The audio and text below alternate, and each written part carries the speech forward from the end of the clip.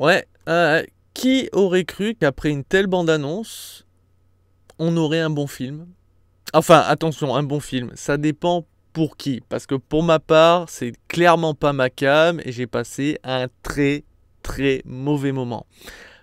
Par contre, à côté, faut être honnête, ça respecte son matériau de base, celui de la France. Du coup, on a un bon film. Bonjour à toutes et à tous et bienvenue pour la critique assez courte de Nicky Larson et le parfum de Cupidon, film réalisé par monsieur Philippe Lachaud. Alors, avant de parler un peu plus en approfondi du film et donc d'en faire la critique, je veux revenir sur l'univers.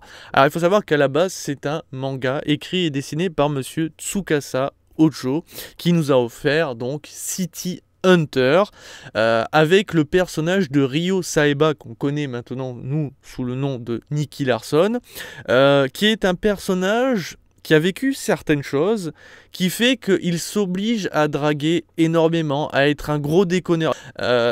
City Hunter, c'est un univers vraiment adulte, si on regarde bien, c'est assez sombre, il y a pas mal de nudité, il y a pas mal de sang, il y a beaucoup de romance, énormément. En fait, c'est vraiment un univers qui est basé sur la personnalité de chacun, plus que sur l'action. En fait, c'est vraiment être sur le jeu des émotions, et, des intrigues. Et c'est pour ça que j'adore vraiment l'univers de base de City Hunter, qui a eu une première adaptation à l'étranger qui s'appelait aussi City Hunter, mais elle a dû édulcorer les choses pour passer à la télé, forcément, donc il y a un peu moins de nudité, un peu moins de sang. Après, derrière, il y a eu des films, il y a eu des OAV, donc franchement, City Hunter a eu énormément de succès. Et la France s'est dit, ben, nous aussi, on va faire une adaptation de ce manga, mais par contre, nous, on veut que ça passe à la télé, très tôt le matin, dans des chaînes comme le Club Dorothée, donc bien, on va édulcorer encore plus l'univers. Ça veut dire qu'on retire le sang, on retire la nudité, bon, en tout cas 99%, on va juste laisser deux paires de nichons à tout péter. Les intrigues, les romances vont être exploitées, mais certaines vont être limite supprimées. Voilà, il y a pas mal de coupes dans les épisodes, c'est assez violent. Et les méchants, eh bien, on va les faire parler comme des gogoliens, comme des gros enfants. Franchement, écoutez les dialogues en VF et la version originale de City Hunter, et vous allez voir que on a l'impression d'avoir vraiment un univers pour enfants. Mais le film ici est une adaptation de la version française de Nicky Larson. Et Nicky Larson, c'est City Hunter. En gros, City Hunter, c'est pour adultes et Nicky Larson, c'est pour enfants. Après, je sais que beaucoup de personnes qui sont plus âgées que moi ont connu Nicky Larson qu'en version française, que dans le Club Dorothée. Pour ma part, j'ai eu la chance de connaître très tardivement Nicky Larson, mais avec City Hunter. Et c'est pour ça que City Hunter me plaît largement plus, ça me correspond beaucoup plus. Et la version française, pour moi, c'est juste une hérésie. Et je sais qu'il y en a qui adorent, vraiment, parce que les dialogues sont cheap, mais ça fonctionne. Je peux comprendre. Très difficilement, on va dire pourquoi pas. Et c'est pour ça que le film ici, une bonne adaptation. Il y a quelques trucs un peu poussifs, il y a l'humour un peu trop beauf par moment, mais ça fonctionne et on passe un bon moment si on aime l'univers de Nicky Larson version français. Philippe Lachaud en plus est un bon réalisateur, on aime ou on n'aime pas ses films en général, mais il sait réaliser et il le prouve ici parce qu'il se lâche au niveau de la caméra. Il y a des beaux plans, franchement, on passe un très bon moment visuellement. Mais en fait, pour moi, la plus grosse doléance de ce film, hormis l'histoire qui est pas très folichon, c'est au niveau du casting qui est affreux, puisque dans le rôle principal, il fallait que ce connard de Philippe Lachaud prenne le rôle principal. Et je suis désolé, ce mec n'a aucun charisme. Déjà, c'est difficile d'adapter un manga dans un univers réel. Mais alors, si en plus tu prends le mec le moins charismatique pour incarner le rôle principal, c'est fou. Et je pense qu'au niveau des acteurs français, il y avait moyen de trouver un acteur plus charismatique. Ça ne veut pas dire que tu aurais changé ton histoire, ce côté délirant et tout, etc. Mais au moins un personnage charismatique. Je suis désolé, Philippe Lachaud n'a aucun charisme. Et donc on a Nicky Larson qui est déjà débile à la base.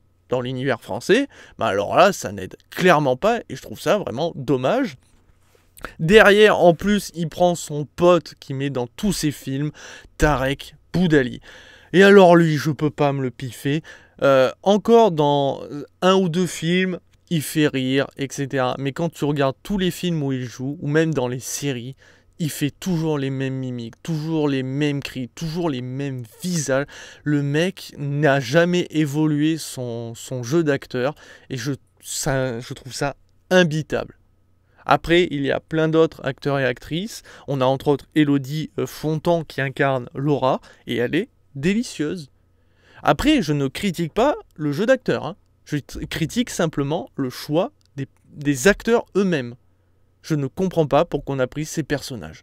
Il y a un moment, il faut un peu évoluer, il faut dégager Tarek, il faut arrêter que Philippe Lachaud se prenne le beau rôle. Non, tu n'es pas un bon Nicky Larson, je trouve qu'il y avait mieux ailleurs. Maintenant, c'est personnel, encore une fois, mais ça ne veut pas dire pour autant qu'il faut bouder son plaisir.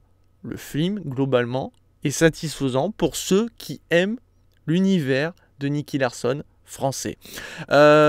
Pour l'histoire, je vais lire la synopsis d'Allociné parce qu'elle spoil pas, et au moins ça me permet de faire un résumé sans me prendre le chou. Nicky Larson est le meilleur des gardes du corps, un détective privé hors pair. Il est appelé pour une mission à haut risque, récupérer le parfum de Cupidon, un parfum qui rendrait irrésistible celui qui l'utilise. C'est pour ça que au début de la critique, je l'ai dit, l'histoire, elle n'est pas ultra folichonne, les choses sont assez prévisibles, mais en fait, si on va voir le film, c'est surtout pour retrouver le personnage assez excentrique, ce côté très pervers, forcément, dès qu'il y a une nana, bah, il va draguer à mort, il y a beaucoup d'humour, très très bof, mais bon, encore une fois, ça correspond à ce qu'on a vu de Nicky Larson en français. Limite, on aurait pu garder les doublages de l'époque pour les mettre ici, ça aurait été aussi comique. Maintenant, c'est tout ce que je peux dire du film. Parce que après, ça reste du fan service. Il y a énormément de musique de City Hunter, ça passe très bien, mais voilà, ça permet aux plus vieux d'entre vous de repasser un bon moment, d'être là, comme à l'époque, c'est aussi savoureux et tout, c'est du fan service. Mais je peux pas en dire plus parce qu'après, personnellement, moi j'ai passé un très très mauvais moment. J'aurais préféré largement voir une adaptation de City Hunter sombre et tout aussi humoristique, mais là c'est clairement pas ma came. C'est pour ça que ma note, si je devais donner ma note personnelle avec mon ressentiment, c'est 0, hein, ça dégage. Maintenant, je prends ce que le film me propose, une adaptation de Nicky Larson français, et du coup c'est 3 étoiles sur 5. Je ne lui mets pas la note maximale, parce qu'il y a quand même des défauts au niveau de l'histoire, entre autres, mais aussi, comme j'ai dit, le casting qui est complètement foireux pour moi. Mais, si vous avez kiffé Nicky Larson, quand vous regardiez le Club Dorothée, allez-y, franchement, foncez les yeux fermés, vous passerez un bon moment. Si vous arrivez à supporter le visage de Philippe Lachaud.